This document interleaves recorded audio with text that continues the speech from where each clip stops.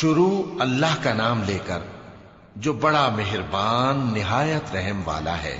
ان فرشتوں کی قسم جو ڈوب کر کافروں کی جان کھینچ لیتے ہیں، اور ان کی جو مومنوں کی جان آسانی سے نکالتے ہیں، اور ان کی جو تیرتے ہوئے جاتے ہیں پھر لپک کر آگے بڑھتے ہیں، پھر دنیا کے کاموں کا انتظام کرتے ہیں کہ وہ دن آ کر رہے گا جس دن وہ زلزلہ آئے گا، پھر اس کے پیچھے اور زلزلہ آئے گا۔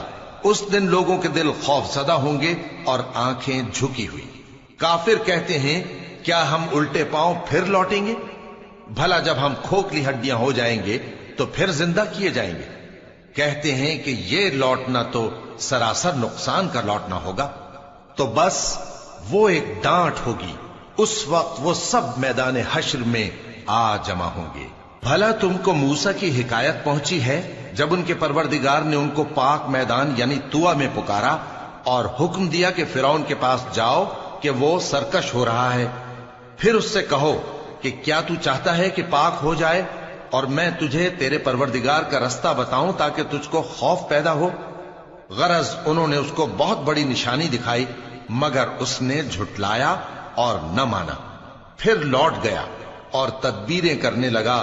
سو اس نے لوگوں کو اکٹھا کیا، پھر بلند آواز سے بولا، سو کہنے لگا کہ تمہارا سب سے بڑا مالک میں ہوں۔ تو اللہ نے اس کو دنیا اور آخرت دونوں کے عذاب میں پکڑ لیا۔ جو شخص اللہ سے ڈر رکھتا ہے اس کے لیے اس قصے میں عبرت ہے۔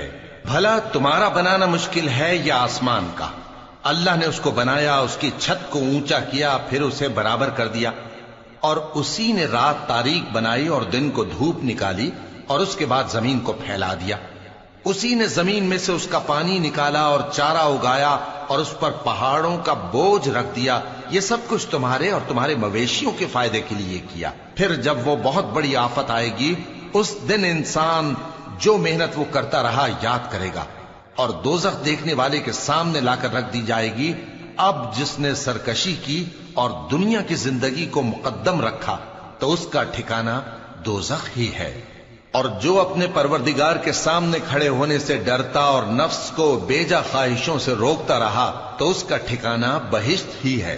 اے پیغمبر صلی اللہ علیہ وآلہ وسلم، لوگ تم سے قیامت کے بارے میں پوچھتے ہیں کہ اس کی آمد کب ہے، سو تم اس کے ذکر کی طرف سے کس فکر میں ہو؟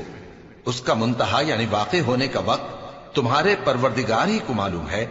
جو شخص اس سے ڈر رکھتا ہے تم تو اسی کو ڈر سنانے والے ہو۔ جب وہ اس کو دیکھیں گے تو ایسا خیال کریں گے کہ گویا دنیا میں صرف ایک شام یا ایک صبح رہے۔